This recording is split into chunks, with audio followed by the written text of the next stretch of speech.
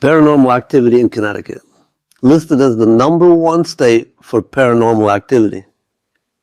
Now, I grew up in Connecticut, and this is just common knowledge for people that live in remote areas of Connecticut. I lived in the northwest corner of Litchfield County, and houses and buildings, everything goes back to 1600s there. It's a very old, very enchanted, mystical place. A lot of people don't know that. Now, behind Litchfield, it goes into upper state New York, Vermont, all the way up into Canada. 800, 900 miles of basically woods, meadows, valleys. There's some small towns, but very few, and almost nothing but woods for 900 miles. And old people would tell you, 70-year-old people would tell you with seriousness, like, you don't go in the woods, you don't go on trails after dark in Connecticut. They would tell you stories. I mean, this was just stuff we knew growing up, and it wasn't until I went to other places that this wasn't what happened in other places. And today I want to tell my story, the Green Lady of the Swamp. And it happened in Litchfield. It's an old story. We thought it was legend as kids. We told it as a joke. The Green Lady of the Swamp.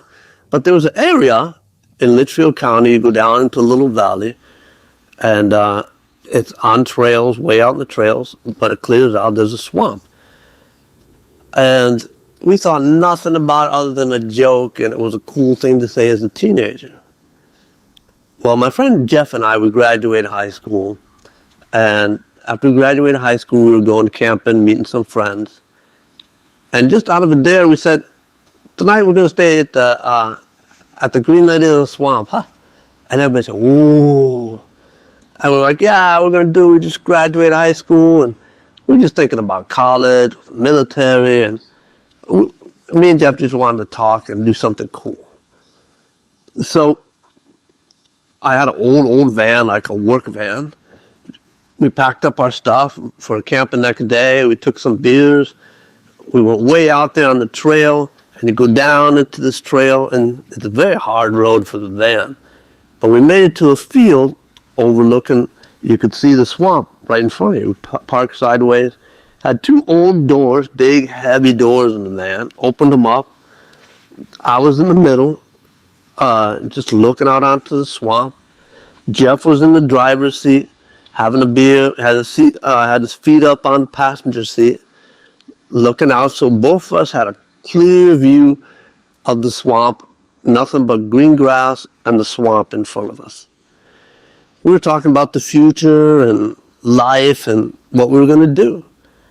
And after about an hour, there was a small, just a wind, like you could feel a little bit on your face. And as I looked out, I'm looking through the doors, and I could see through the hinges, the two heavy doors go,